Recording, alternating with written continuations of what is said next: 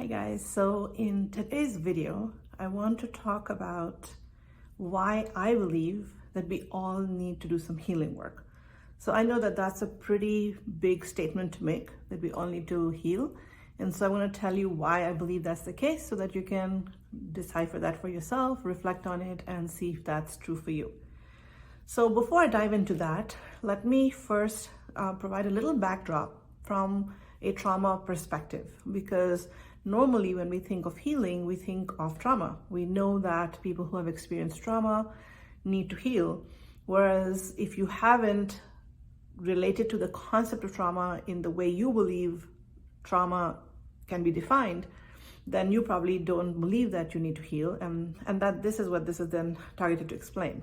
So what is trauma that we know as trauma? So we know that the big T traumas that everybody talks about in terms of sexual abuse, physical abuse, serious relationship issues that you may have gone through are traumatic.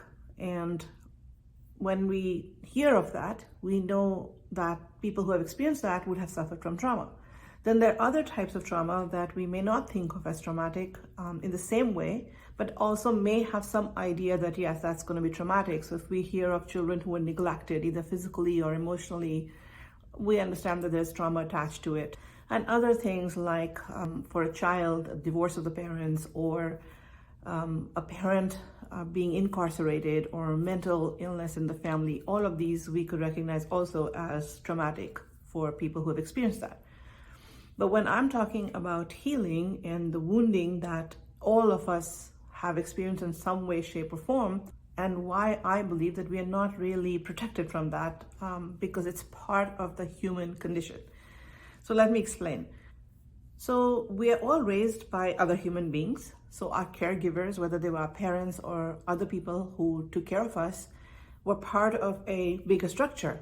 And as they were growing up, they experienced some amount of trauma themselves. It could be collective trauma based on race, class, religion, or it could be familial trauma that they experienced because there were things going on in their families. And then those same individuals then created us and raised us.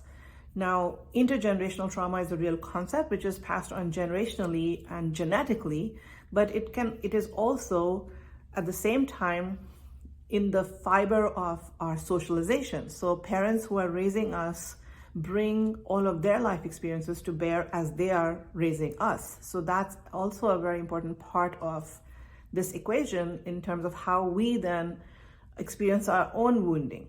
So if we took trauma and instead of thinking of it as really big things that might have happened to somebody, and think of it instead in ways in which we, when we were children, were perhaps not seen, heard, or really understood and not been attuned to, then obviously we have some experiences of understanding that that would have left us not being fully connected to ourselves, which is really what trauma does. It disconnects us from our authentic self.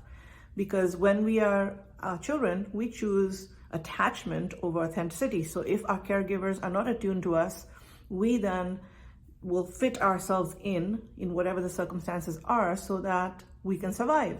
And that's just a brilliant strategy that, we as humans are born with. Nonetheless, it does leave us with some impact so that later on in life, we don't have the wholeness that we were born with. And so when I say we all need to do some work to heal, this is what we're trying to heal. We're trying to pick those parts of ourselves that got lost along the way and incorporate it and integrate it into the whole that we are. And then we can live our potential and be the vibrant, energetic, spontaneous, creative, joyous selves that we were meant to be.